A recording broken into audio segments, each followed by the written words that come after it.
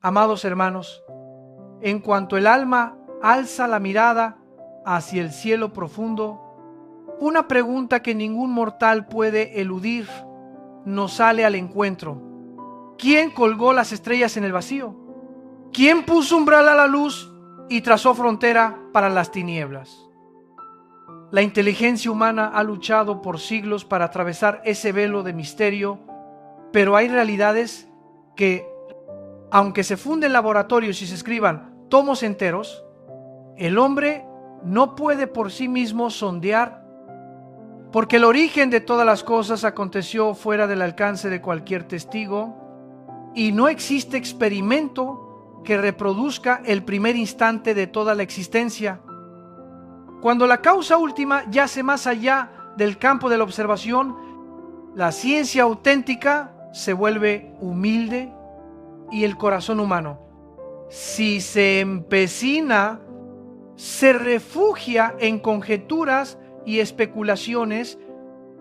De allí que se nos hable de una explosión primigenia, como si de la nada pudiera brotarlo todo. Pero, hermanos, hasta un niño comprende algo sencillo: la nada no puede engendrar nada. Si hubo un comienzo, necesariamente hubo una causa. Si hay orden, necesariamente hubo una voluntad que ordenó. Si existe conciencia que reflexiona, necesariamente hay un ser que trasciende la materia para otorgarnos la capacidad de conocernos a nosotros mismos. Pensamos, luego existimos, y porque existimos como personas con conciencia moral, nuestra causa no puede ser un accidente ciego. Esa causa no está en nosotros, tampoco en la materia que se desgasta, sino fuera de nosotros, por encima de nosotros.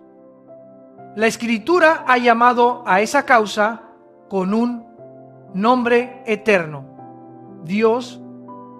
Y la siguiente pregunta queda alojada en nuestros labios: ¿de dónde venimos?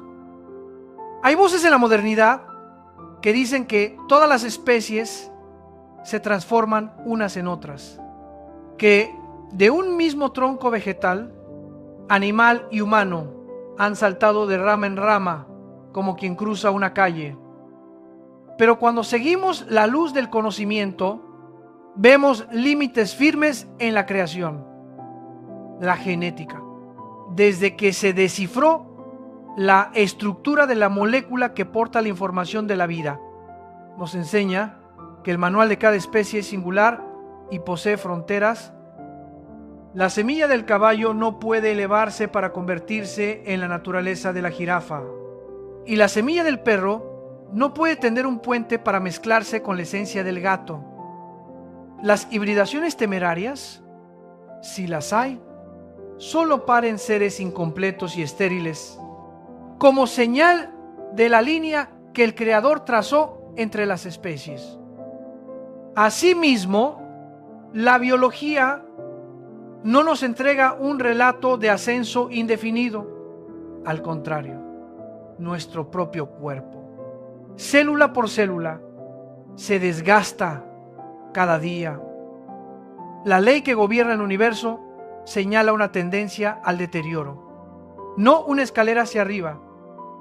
El sol se consume, el metal se oxida, el organismo envejece, todo resbala hacia el desorden. Si es así, ¿cómo se atreve el hombre a pintar un cuadro donde de lo bajo y ciego brota por sí mismo conciencia moral y sed de eternidad? Si la pendiente de la creación es descendente, la cumbre queda atrás, en el acto donde la mano del Creador colocó al ser humano en la dignidad de su imagen. Y desde esa cumbre hemos descendido por la rebelión, no ascendido por accidente material. Algunos dirán: Y los monumentos pétreos de las civilizaciones antiguas, esas pirámides imponentes, esas fábricas de piedra tan ceñidas que ni una hoja de cuchillo parece entrar, no son prueba de que el hombre progresa sin cesar.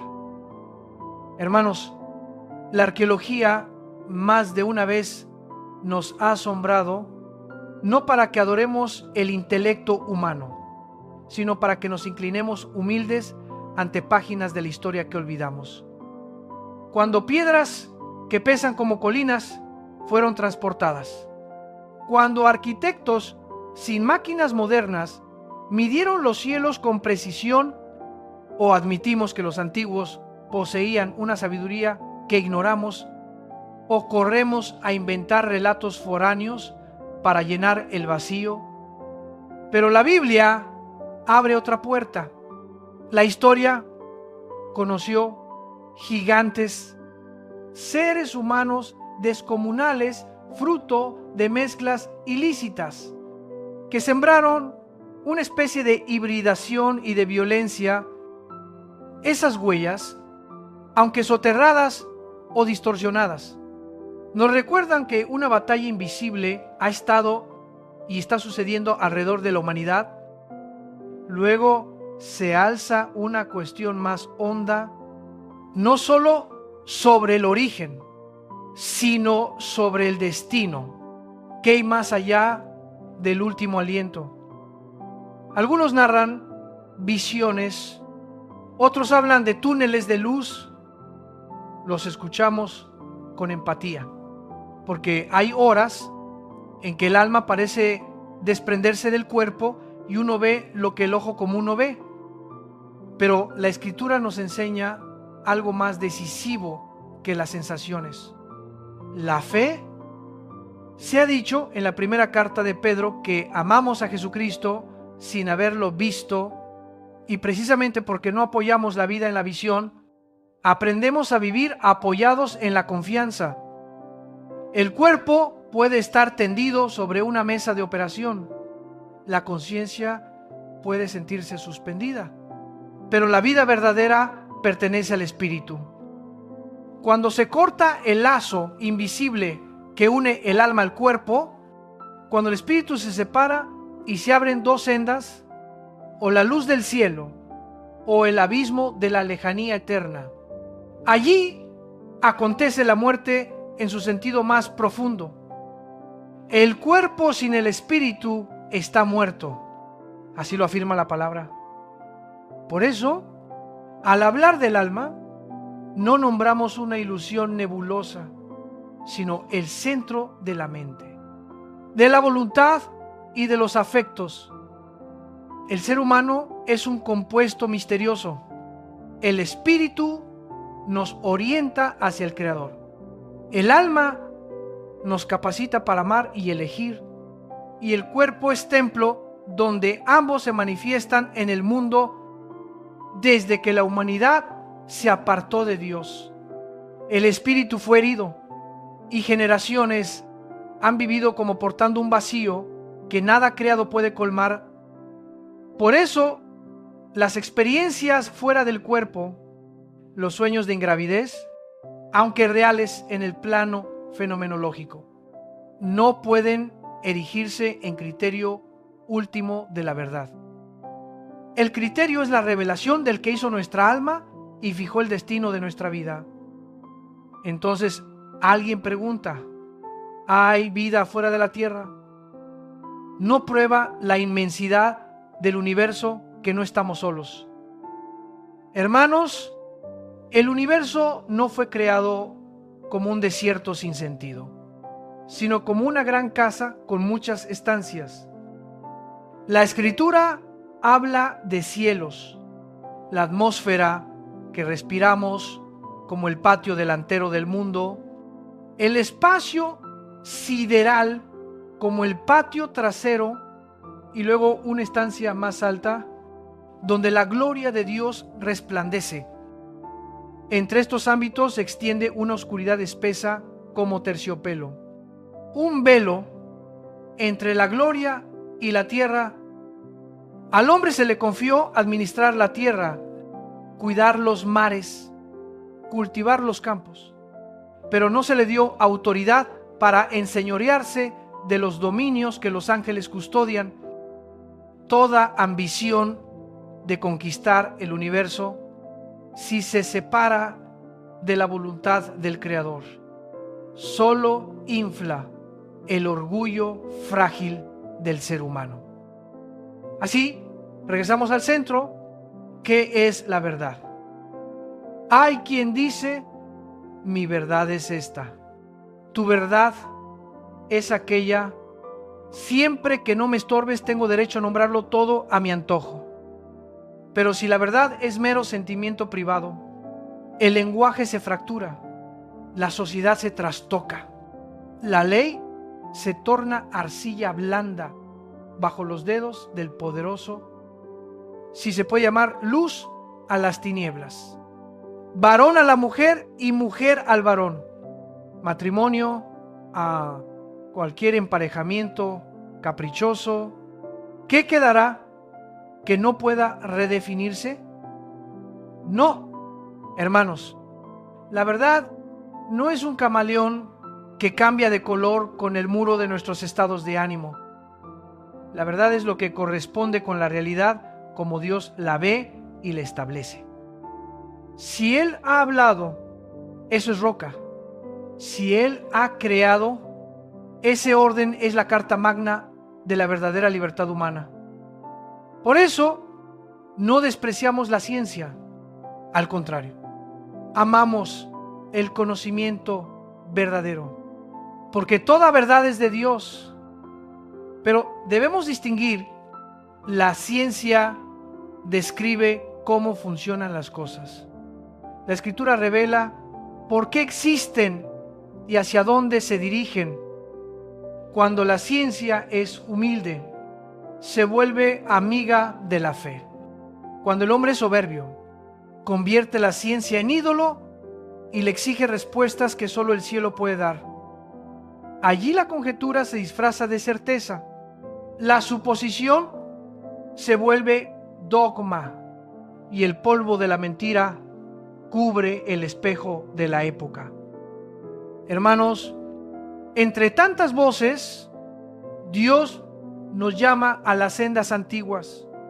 Pregunten por el buen camino y anden por él. Examinemos nuestra vida. ¿Dónde hemos puesto la esperanza? ¿Qué llamamos verdad? ¿A qué Señor servimos?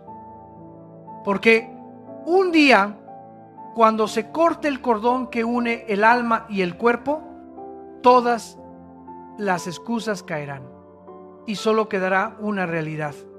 ¿A quién pertenecemos? Ahora, mientras hay aliento, se nos invita a volver al que nos tejió en el vientre, al que tendió un puente entre cielo y tierra con la cruz de su Hijo. Entreguemos la mente para que su palabra la ilumine. Entreguemos el corazón para que su verdad lo modele. Entreguemos la voluntad para que su querer la conduzca. Vivimos en un mundo que cambia el blanco por el negro, donde revelaciones extrañas brotan como hongos tras la lluvia, donde historias extraordinarias seducen almas sedientas de lo misterioso. Pero Dios no nos convoca a una penumbra ambigua, sino a una luz cristalina. Él no niega que existan fenómenos singulares, pero nos enseña a discernir. Lo que viene de Él conduce a santidad, a amor y a verdad. Lo que no viene de Él, aunque brille, termina en orgullo, confusión y esclavitud. Hagamos de su palabra la medida, de la cruz la brújula, del Espíritu Santo la fuerza, y finalmente recibamos esta invitación. Desechemos el relativismo en nuestra mente, restauremos el honor de la verdad en nuestro estilo de vida y doblemos la rodilla ante aquel que llamó a la existencia lo que no existía. Desde ahí, todas las preguntas del comienzo y del final hayan respuesta. ¿Quién creó el universo? Dios. ¿De dónde venimos y a dónde vamos? Venimos de sus manos y solo hay paz cuando volvemos a Él. ¿Cómo vivir en medio de una generación confundida? Poniéndonos de pie sobre su palabra como sobre roca, para que, aunque la tormenta arrecie, nuestra casa no caiga.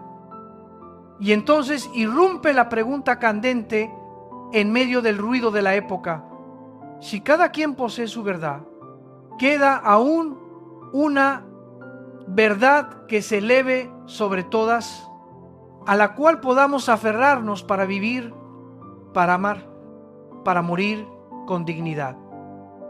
Si no existe una verdad absoluta, toda definición se convierte en lodo bajo el talón del poder. Cuando alguien dice: para mí, eso es correcto, para ti, es distinto, en ese instante se abren de par en par las puertas del caos. Porque si no hay un patrón que trascienda la opinión privada, ¿quién nos enseñará a distinguir el bien del mal? ¿Quién formará la conciencia? ¿Quién defenderá al débil del fuerte?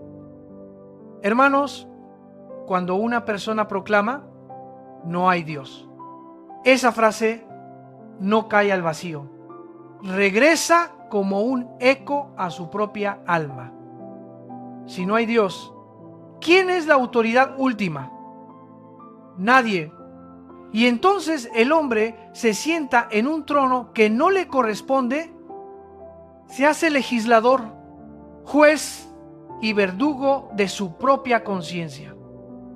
Pero cuando yo me pongo a mí mismo como norma, al mismo tiempo disuelvo toda norma y al final desaparece la frontera entre luz y tinieblas, entre bien y mal. ¿De dónde brotarán entonces las leyes morales? De los sentimientos. Los sentimientos cambian como las nubes de la mayoría. Multitudes enteras aplaudieron tiranos del poder. El poder no engendra, ¿verdad? Solo impone silencio. Yo recorrí ese camino, abracé por un tiempo el dogma del ateísmo, me embriagué con la épica de la revolución, creí ingenuamente que el ser humano, solo reestructurando la sociedad, se salvaría. Memoricé consignas, tragué programas grandilocuentes sobre historia y progreso, pero no hallé paz. Porque, amados, ningún esquema político sana la fisura del alma. Cualquier peldaño de poder, por alto que parezca, solo nos acerca al vacío sin fondo, un vacío que solo Dios puede llenar. Muchos me dicen: los libros sobran, las religiones son innumerables. Toma uno, elige un maestro, una senda. Muy bien, pongamos todo sobre la mesa y coloquemos al lado la Biblia. No para imponer caprichos, sino para comparar a la luz de la historia, de la profecía, de la revelación personal de Dios. Confrontemos las respuestas sobre el origen del hombre, el propósito de la vida, la naturaleza del mal, la salida del pecado y el destino de la historia. Grandes obras ofrecen sabios consejos, varios credos proponen escalones éticos, pero la Biblia nos da lo que ningún otro libro se atreve a prometer. Una persona que dice en el Evangelio según Juan, capítulo 14, versículo 6, yo soy el camino, la verdad y la vida. No uno de los caminos, sino el camino, no una verdad, sino la verdad. No un método de vivir, sino la vida. Si tal declaración existe, toda otra filosofía queda a lo sumo como dedo que señala a lo lejos. Aquí, en cambio, la luz misma ha venido y ha pronunciado su nombre. Y aún así, el corazón humano insiste: ¿quién soy? ¿Para qué nací?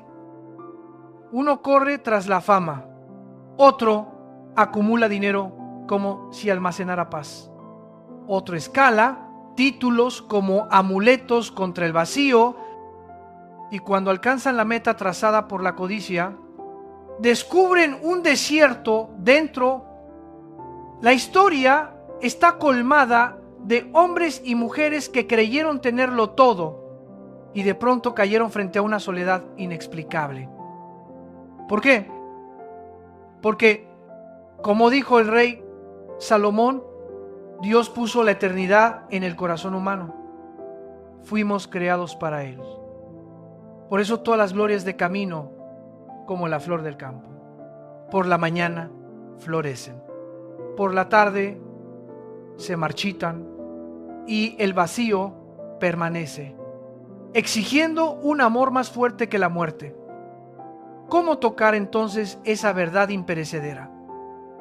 En el Evangelio de Juan, capítulo 14, versículos 16 y 17, Jesús habla de un consolador, un abogado, uno que se pone a nuestro lado para estar con nosotros para siempre.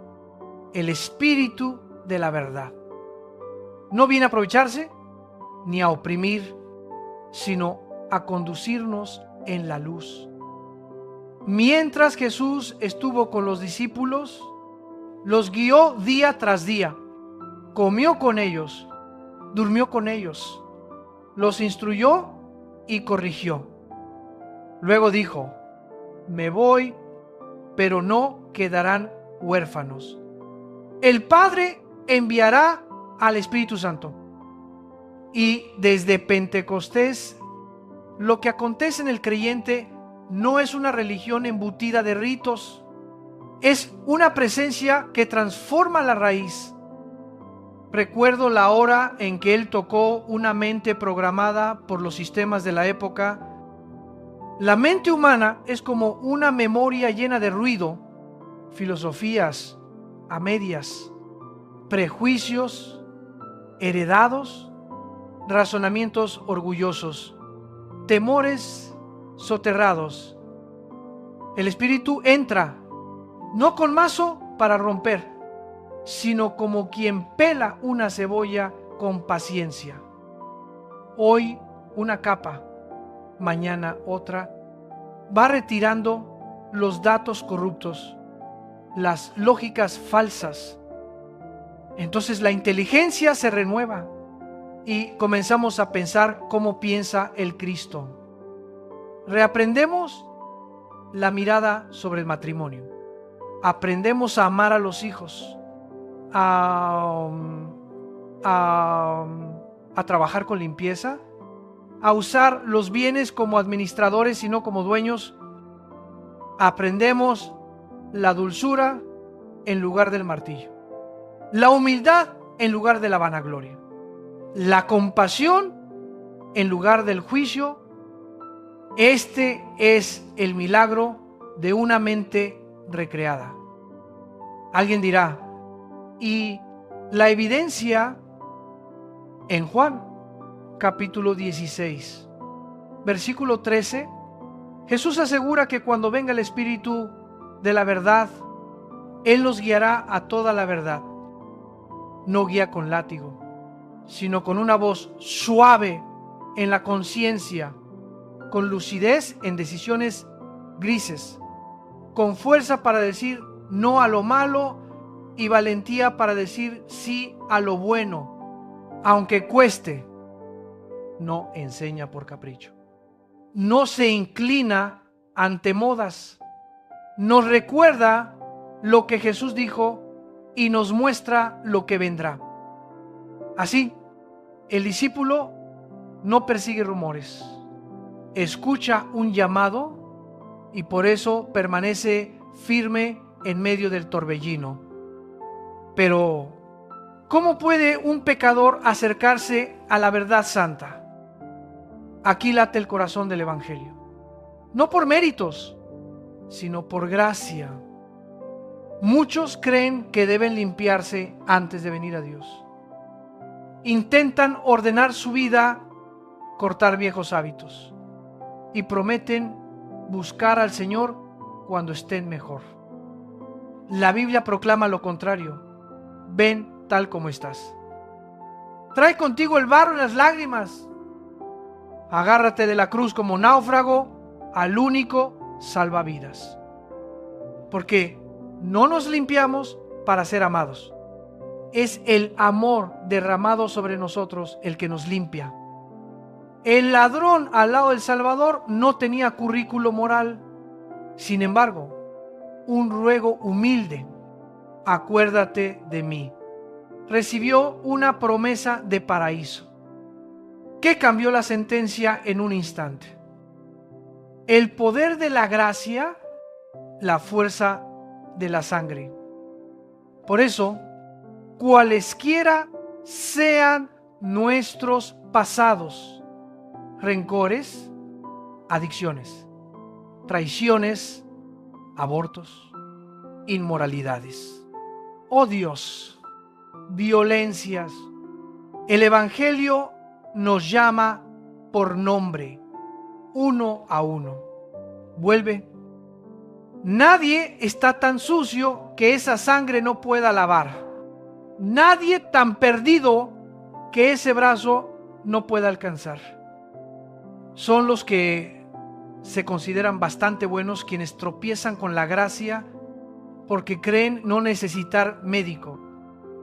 Mas quien se atreve a mirar hondo su alma oye el gemido de una enfermedad que ningún fármaco terreno cura y entiende por qué la cruz es el único remedio. Desde aquí comienza otra vida. No vivir por la inercia natural, sino aprender a vivir por el Espíritu.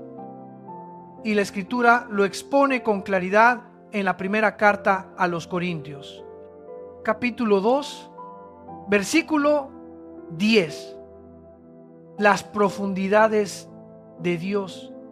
¿Quién puede escudriñarlas sino el Espíritu de Dios? Puedes acumular grados, llenar bibliotecas, escribir tesis extensas, pero si el Espíritu no alumbra, la mente apenas sobrevuela la superficie. Cuando Él toca, las páginas que parecían cerradas se abren como la aurora, los nudos se desatan, los miedos sin causa se evaporan como neblina al sol. No solo comunica conocimiento, concede conocimiento que salva, conocer a Dios y conocerse a uno mismo a la luz de Dios. Así que no temas rendir tu vida. La verdad no viene para condenar y aplastar, sino para liberar. Hemos sido programados por los softwares de la cultura, la política, los medios, que entumecen la mente y confunden la conciencia. Deja que el Espíritu retire esas capas, la de la soberbia, la del rencor, la de la lujuria, la del cálculo. Cada día una, hasta que el corazón se ablande ante el bien, los ojos vean a los suyos, no como objetos a controlar, sino como dones que amar, y las manos trabajen ya no por el yo, sino por el reino de Dios.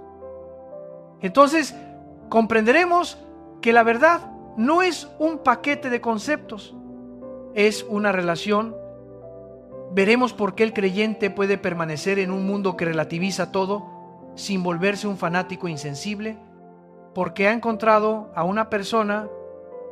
No golpea con martillos, persuade con amor, no vence con odio, combate con la cruz, no gobierna con astucia, sirve con la verdad, donde esa verdad se vive. Allí la familia sana, la conciencia se reconstruye, la sociedad se reencausa, la historia cambia de rumbo. Amados, si el corazón ha naufragado entre olas de incertidumbre, escuchen esta voz suave: vuelvan a la verdad. Miren a Jesús, que extendió sus brazos en la cruz para decir a la humanidad que Él es el único camino sobre el abismo, la única verdad que el tiempo no erosiona, la única vida más fuerte que la muerte. Abrid el alma al Espíritu Consolador, para que entre en el cuarto más secreto, sacuda las telarañas, encienda la lámpara del entendimiento y conduzca paso a paso por la senda santa. Romped las cadenas del ayer, engaño, codicia, lujuria, odio, y recibid una vida nueva, donde cada elección refleja la luz del Señor al que amamos. Porque al final, cuando se cierre el telón y suene el llamado eterno, no nos preguntarán cuántos honores acumulaste, cuánta riqueza juntaste, qué tan lejos llegó tu nombre, sino cómo amaste la verdad, cómo permitiste que la verdad te libertara. Este es el tiempo oportuno. Este es el día de salvación. Responde: levántate, regresa y vive como el hijo que ha encontrado al Padre. Amados hermanos, cuando la inteligencia humana despliega sobre la mesa todas las escuelas, oímos un coro de definiciones acerca del hombre. Unos afirman que la raíz de la conducta está en la sexualidad infantil. Otros aseguran que la clave es la lucha de clases. Algunos lo reducen a un defecto trágico del alma. Otros lo descargan todo sobre la genética. Pero la Escritura formula una pregunta que atraviesa todas las hipótesis. ¿Quién de los hombres conoce lo que hay en el hombre, sino el espíritu del hombre que está en él? Esta pregunta actúa como un espejo. Nos obliga a dejar de mirar hacia afuera para volvernos hacia adentro, al lugar más hondo del ser. Y allí, en cuartos donde la filosofía y la política no alcanzan, el Espíritu Santo es quien ilumina. Por eso, cuando la humanidad proyecta sus temores en sistemas y consignas, el resultado suele ser la violencia recubierta de ideal. Se creyó que derribar una clase produciría un paraíso de igualdad. La historia respondió con cárceles repletas, con rostros exhaustos, haciendo fila por pan, con purgas sin sollozos. Se afirmó que la selección humana eliminaría defectos, y esa idea abrió la puerta a mataderos sofisticados, vestidos de ciencia. Se proclamó que, sin Dios, el hombre levantaría el paraíso terrenal, y el desenlace fue un desierto interior y una maldad feroz. Cuando se llama bien al mal y mal al bien, entonces la brújula moral ha sido quebrada. De ahí que el mundo esté saturado de ruido, canales de mentira, maestros nebulosos, profecías que fijan fechas que Dios no ha dicho. El corazón tironeado por miedo y curiosidad cae en tensión, insomnio, temblor ante lo que no ha llegado. Pero Jesús pronunció una palabra suave. Mi paz os dejo, mi paz os doy. Esa paz no es una calma frágil de días sin sobresaltos. Es un señorío que gobierna, un brazo que abraza al corazón, una garantía de que en medio de la tormenta hay uno dentro de la barca. Nos invita a entrar en el aposento, a doblar la rodilla y decir: Padre, te necesito. Y como Padre bueno, no entrega una serpiente cuando pedimos pan, no da una piedra cuando pedimos pescado, se da a sí mismo. Sin embargo, en vez de buscar al Creador, solemos buscar muletas momentáneas, un padrinazgo de poder, un consejo apresurado, una receta de sedantes. Aquí no despreciamos las artes de sanar. La medicina tiene su lugar. La psicología posee límites nobles. Pero si nos detenemos en estas herramientas y creemos que tocan la raíz, será como cambiar la cerradura sin reparar los cimientos. Si el mecánico fiel dice: lleva el auto a su propia marca, ¿lo entendemos? Entonces, ¿por qué con el alma la llevamos a cualquier parte? Menos a aquel que la hizo. Dios es el Creador. Solo en Él está el plano original de nuestra vida. Él conoce las fisuras ocultas, los cables en cortocircuito, las piezas gastadas, y solo su mano puede restaurar el interior. La Biblia añade algo que nos estremece. Nadie conoce lo de Dios sino el Espíritu de Dios. Por eso, quien vive con el espíritu del mundo queda fuera. Escucha la verdad y le parece insensatez. Mira la cruz y la juzga fracaso. Contempla el amor que se entrega y lo llama debilidad. Ese es el hombre natural, el que aún no ha dado lugar a la morada del Espíritu para él. El Evangelio suena como lengua extranjera.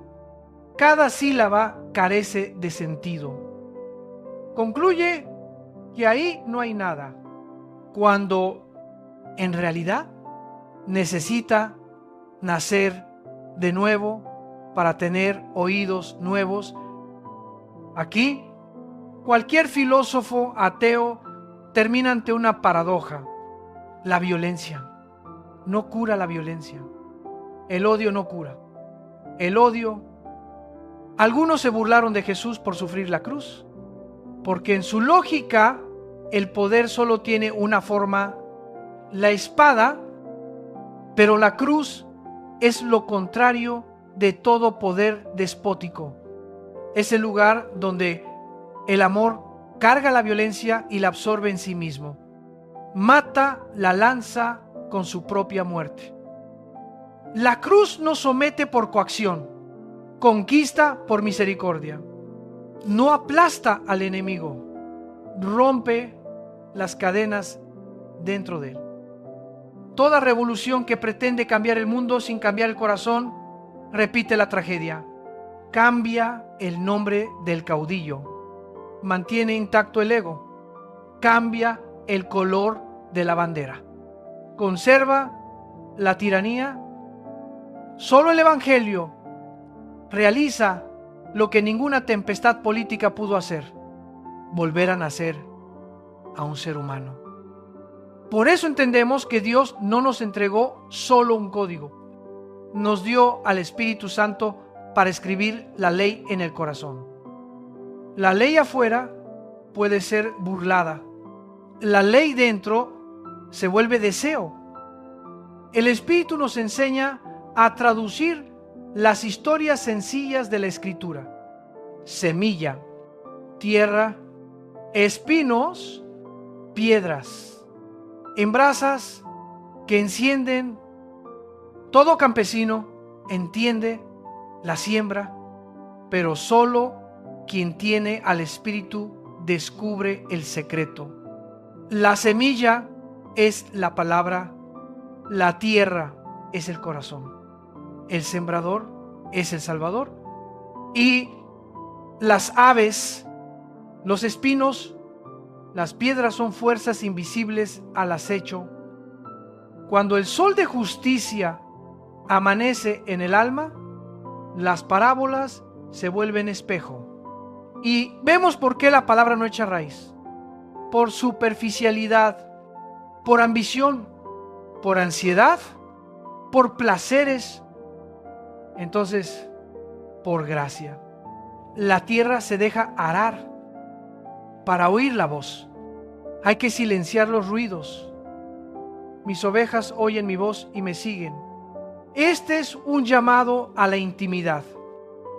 Cada día, incontables voces exigen que subamos a su barco. El miedo de la masa, la invitación de la codicia, la coartada de la lujuria, la burla del escepticismo. Sin una voz mayor, todas nos arrastran al vértigo. Por eso, no permitas que el alma sea llevada por corrientes de información apresurada. Regresa al libro. Deja que el pensamiento de Dios reestructure el sistema operativo de tu mente. Lee despacio, ora despacio, obedece con paso firme y verás, día tras día, que caen las vendas, que el oído distingue el susurro del Espíritu, que los pies recuperan el compás de la paz. Alguien pregunta, ¿cómo cruzo el umbral? ¿Cómo paso de hombre natural a hombre espiritual? El Evangelio responde con una sencillez que conmueve. Ven a la cruz, no a una organización, no a una denominación, no a un club de ética. Ven a una persona, Jesucristo, el que murió y resucitó. Él no te exige currículum, no pide medallas, no te manda a asearte antes. Ven como estás. Di la verdad de tu vida sin miedo al desprecio. Abre el corazón a la gracia, palabra que muchas religiones esquivan, porque la gracia desmantela el orgullo. Declara, somos salvos, no por obras, sino por misericordia. Y cuando la recibes, no te vuelves licencioso. El corazón se ablanda para amar el bien y aborrecer el mal. Recuerdo el diálogo que me despertó. O Jesús es el embustero más grande de la historia, o es exactamente quien dijo ser, el Hijo de Dios. No hay terreno neutral.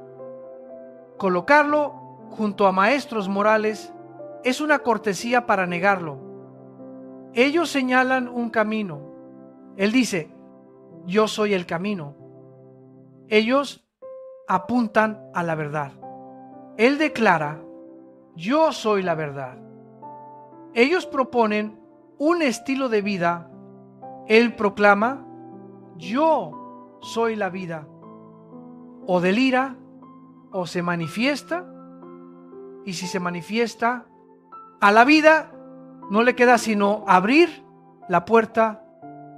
No esperes la emoción perfecta. No aguardes a que se calmen las olas. Haz lo que tu corazón ha oído por tanto tiempo. Inclínate ante la cruz. Si eres madre y llevas años llorando por tus hijos, pon el nombre de cada uno a los pies del madero. Si eres padre oprimido por deudas, sube a tu altar de oración cada factura. Si eres joven desgarrado por tentaciones, entrega el teléfono, esa puerta hacia la sombra. para que el Espíritu ponga un filtro en el alma antes que tú pongas un filtro en la pantalla. Si eres anciano y te sientes solo, recuérdale a tu alma que hay uno que nunca te abandona. Y aquí está el milagro cotidiano. Cuando el Espíritu habita, no solo contesta preguntas, entrena la conciencia. Nos enseña a llamar a las cosas por su nombre. Pecado es pecado, gracia es gracia, santidad es santidad. Mentira es mentira. Reconstruye la brújula interior para que la aguja no gire hacia los señuelos, sino hacia el norte verdadero que es Dios. Nos hace aborrecer el mal sin aborrecer al malvado, amar al pecador sin amar el pecado, luchar no con maldiciones sino con oración, edificar no con astucia sino con fidelidad. Así, la familia es sanada. El esposo deja la tiranía. La esposa deja de usar el llanto como arma. Los hijos dejan de ver a los padres como obstáculo. La comunidad es sanada. Los trabajos aprenden la integridad. Los mercados, la justicia, las escuelas, la humildad. La nación es sanada. En vez de odio, diálogo. En vez de miedo, esperanza. Hermanos, el precipicio delante de la humanidad es real.